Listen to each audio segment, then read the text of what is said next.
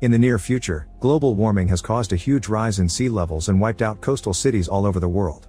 Millions of people have been displaced and the now crazy climate causes global famine, so governments implement licensing pregnancy to fight overpopulation. To compensate for this, scientists create a series of robots known as mecha, who don't require as many resources to survive as humans do.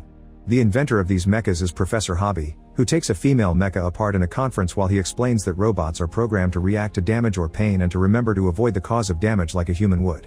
Unfortunately, this doesn't mimic human emotion, which brings Hobby to the next step, a robot child programmed to love its parents. This mecha will be marketed to couples who yearn for a child but can't obtain the license to reproduce. 20 months after the presentation, Henry and his wife Monica visit their son Martin in the hospital. Martin was diagnosed with a rare disease and put in suspended animation until a cure is found. Martin's doctor worries about Monica, who still hopes for that cure and often comes to read to his son, and he advises Henry to help Monica cope with the grief she's currently suppressing. Hoping that this will help his wife to move on, Henry applies to Cybertronics beta testing and gets chosen by Hobby to test his latest invention, a child mecha named David. This robot is a prototype mecha child programmed to experience love. Monica is offended by the idea and argues with Henry, saying that he's trying to replace Martin when he isn't even dead yet. However, Monica eventually realizes that she needs to fill a hole in her heart and has a big need to take care of a child again, even if it's a mecha. After finally changing Monica's mind, Henry explains how the imprinting protocol works. Once they decide to keep David, they can choose to activate his imprinting, making David loyal to them just like a regular child that loves their parents. The imprinting is irreversible, meaning that if the couple ever decides to return David, he'll be scrapped. So it's very important for them not to imprint until they are sure. Later in the evening, Monica and Henry allow David into Martin's old room. David is eager to get along and make his parents happy, but remembering that he's not real makes Monica nervous, and she ends up shutting the door on him when he asks her to dress him. The next morning, David watches Monica prepare breakfast with pure curiosity. He continues to watch her the rest of the day as she does her chores, no matter how hard Monica tries to ignore him. When she grows too frustrated, Monica ends up putting David away in the closet. Moments later, Monica feels guilty and lets David out, excusing herself by saying that they're playing hide and seek. This makes David surprise Monica in the bathroom while she's relieving herself, thinking she's hiding there. During dinner, David watches his parents eat, and he's so fascinated by this that he pretends to drink from an empty glass to mimic Henry, then copies the way Monica eats pasta. When noodles get stuck in Monica's lips, it makes David laugh, which startles his parents into laughing along. Later in the evening, when Monica gets David ready for bed, she finally tends to him as if he was her real son. However, this also reminds her of Martin in the hospital, making her cry.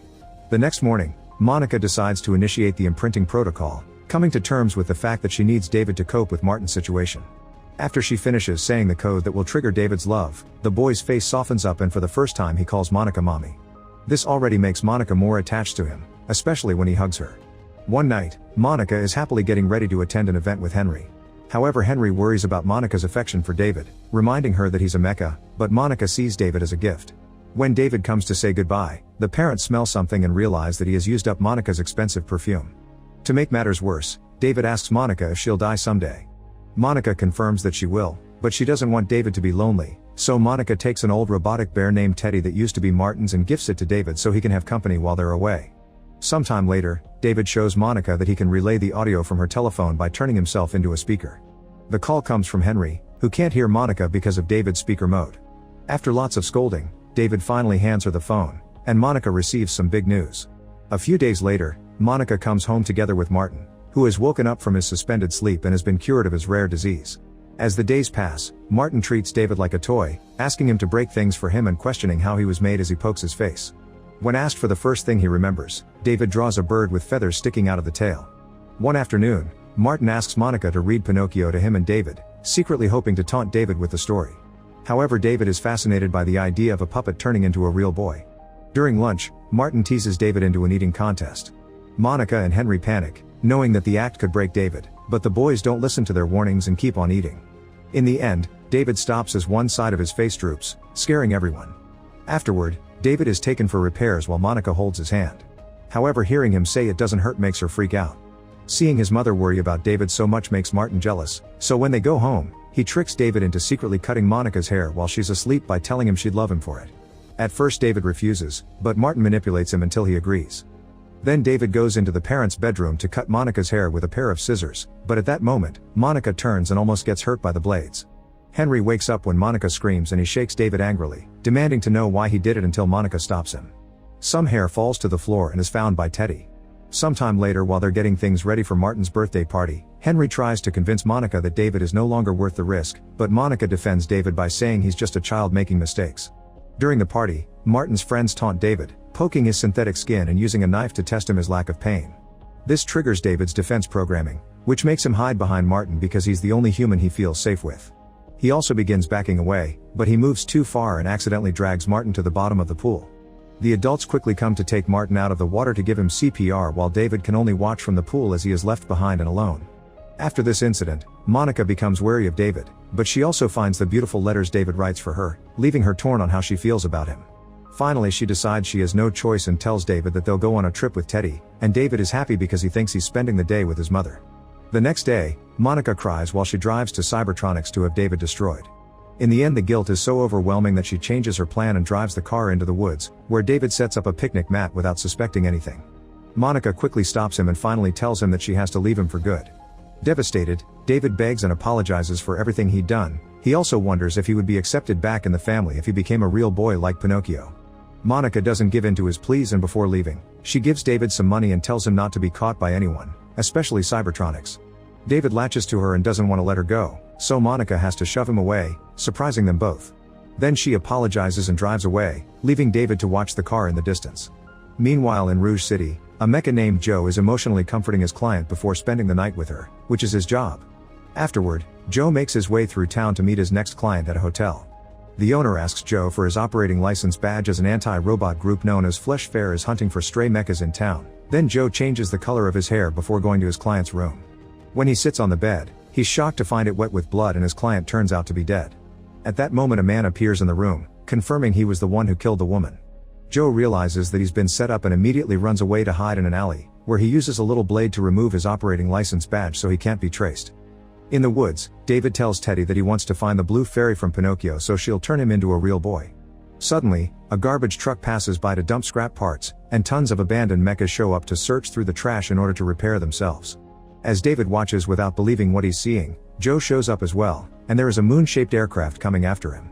It turns out it's the Flesh Fair group, and the mechas immediately begin running away in fear as they are hunted down. This group kidnaps mechas and destroys them in a show to prove their anti-robot campaign.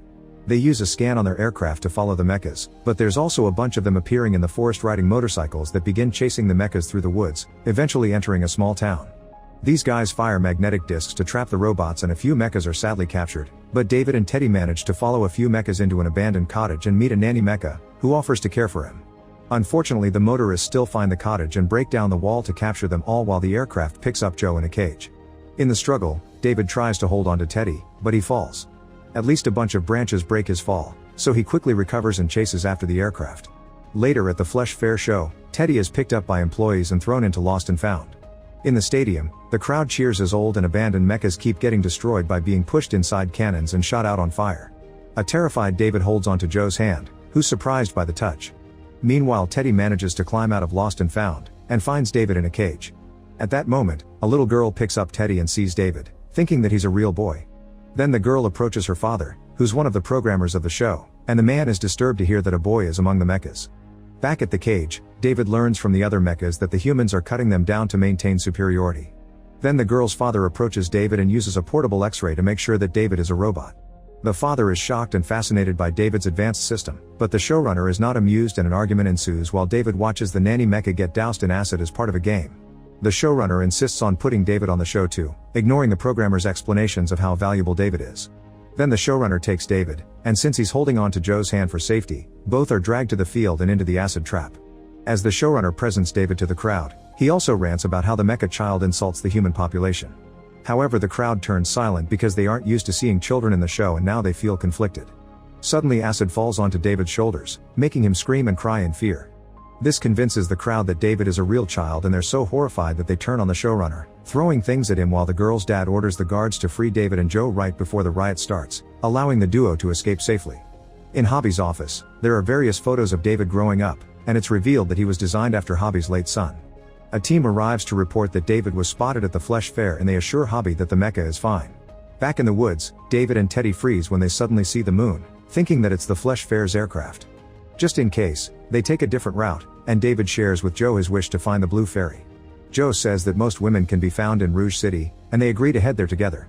First they need a ride, so Joe finds a group of teenagers and uses a hologram pen to manipulate them, promising lots of mecha women in their future.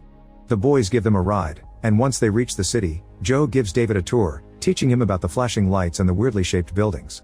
David becomes fascinated by a statue of an angel because he thinks it's the Blue Fairy and tries to enter the church, but Joe takes him away. Eventually they meet with Dr. No, a program that serves as an all-knowing encyclopedia. Using the money Monica gave him, David learns from No that the Blue Fairy is at the end of the world. This information comes from a quote by Hobby. Joe doesn't like it because he knows that mechas that go to the end of the world never come back, so he tries to explain to David that humans hate robots. However, David insists that Monica will love him if he's a real boy, not believing Joe when he says a human can never love a mecha and yelling at him for dealing to insinuate the opposite. When they leave No's store, the cops find them and arrest Joe, still thinking he killed the woman in the hotel. Curious, David gets into the helicopter's driver's seat and powers it on, but obviously he can't control it and his so-called piloting causes huge chaos around the city, breaking things and almost hitting people. As citizens run away in panic, Joe uses the distraction to escape the cops and reunite with David. Joe jumps inside the helicopter, taking over the controls to fly the vehicle smoothly and escape safely. A few hours later, they reach the wasteland that was previously Manhattan, which Joe calls the place where lions weep. After the trouble with the sea levels rising, the remaining pieces of the city are left in ruins and underwater. David finds a bunch of lion statues with water pouring out of their mouths, which reminds him of Joe's quote. Seeing it as a sign, they land the helicopter in the building next to the lions, then David and Joe search for Professor Hobby. David finds a door with a fairy tale quote on it and crosses it, finding a chair with someone on it. When it turns around, David is shocked to find a child that looks exactly like him. The other David simply smiles and invites him to read with him, saying that he's real, but the first David thinks this guy is going to replace him. Furious, David grabs a lamp and smashes it against the table in the other David's head, revealing that it's also a mecha. A terrified Joe goes away while David lashes out, screaming that he's special and unique. At that moment Professor Hobby shows up to stop him and assures David that he's a real boy, claiming that he is his own Blue Fairy. Dr. No's clues on finding the Blue Fairy were explicitly made to lead David to Professor Hobby, and the journey also tested David's motivation to see if it was strong enough to make him chase an unknown dream, which other mechas can't do. Hobby walks out of the office to gather his team, leaving David thinking about the fact his journey has been part of someone else's design. Afterward, David enters another room, where he finds several more mechas that look like him, including one that is still open. He approaches a window and sees the bird he remembers as his first memory, which turns out to be a statue outside the office. Several boxes are laid out as David and his female counterpart are mass-produced to be sold. Realizing that he was never unique, David heads outside and drops into the water as Joe watches from the helicopter. Underwater, a bunch of fish carries David until he falls in front of something that catches his attention. David reaches out, but Joe finds him first and pulls him away using the helicopter's extended arm. Once he's out, David realizes that he found the Blue Fairy underwater. Unfortunately, before they can go further, Joe is suddenly magnetized by a police helicopter hovering above them. Joe says goodbye to David, asking him to tell his story to the ladies once he's grown up as a real boy. Then he activates the helicopter's submarine mode before floating away. Determined to find the Blue Fairy, David pilots the transformed helicopter into an abandoned carnival with Teddy beside him. They watch all the attractions representing fairy tales and eventually discover Pinocchio, which he follows until he finally finds the Blue Fairy statue. At that moment, the Ferris wheel collapses on top of the helicopter, trapping them. David doesn't care though, he only has eyes for the Blue Fairy and begs her to make him a real boy. However, the fairy doesn't respond, and years pass with David still stuck in there, never losing hope even when the lights begin to die off. 2,000 years later, the world is enveloped in ice and snow, and humans have been gone for a while. One day an alien spacecraft shows up and flies around Manhattan as they colonize the planet. There they move David's helicopter, finding him and Teddy on the ice. They quickly reactivate him and David proceeds to convulse before he notices the Blue Fairy in front of him. He immediately gets out of the helicopter and approaches the frozen statue while the alien creatures watch him. Then he touches the Blue Fairy, causing it to crack and break in front of him. The aliens use this chance to scan David's memory to understand the planet better, and suddenly David finds himself sitting at the table in Monica's house. The home looks exactly the way he remembers it, and David eagerly searches for Monica, but it's a different voice that replies. David is surprised to find the Blue Fairy alive and talking and asks her to turn him into a real boy, but she admits that she can't do that. The aliens use the Blue Fairy to speak to David, informing him that Monica is gone and the fairy can't revive her either because her remains are long gone too. While David mourns, Teddy approaches him to remind David of the time he cut Monica's hair and reveals that he kept that same lock of hair, meaning the aliens could now bring back his mother. David goes to his old bedroom and fondly remembers his friend Joe while Teddy repairs himself. At that moment they see a figure at the door and think it's Monica, but it's actually an alien that confesses to be fascinated by humans. He wishes to bring humanity back by using organic traces to clone them, but unfortunately all his tries have failed so far because the clones only live for one day. This will also happen if they bring Monica back. David still holds on to the hope that Monica will be special like him and last forever like he did while trapped in the helicopter, so he goes looking for her. He finds her in her bedroom and begins to cry while brushing hair from her face. At that moment Monica wakes up and greets David with a warm smile. Now for this one day, David and Monica can spend some time together. David happily shows Monica paintings of his journey, they play hide and seek, and they celebrate his birthday too. When the lights outside grow dim, David tucks Monica into bed, worried that she won't wake up. Suddenly Monica tells him she loves him, which makes David smiles in a mix of grief and joy. Then he decides to sleep next to her, reaching his dreams for the first time in his life. Make sure to subscribe and turn on notifications so you can watch more videos like this. Thanks for watching.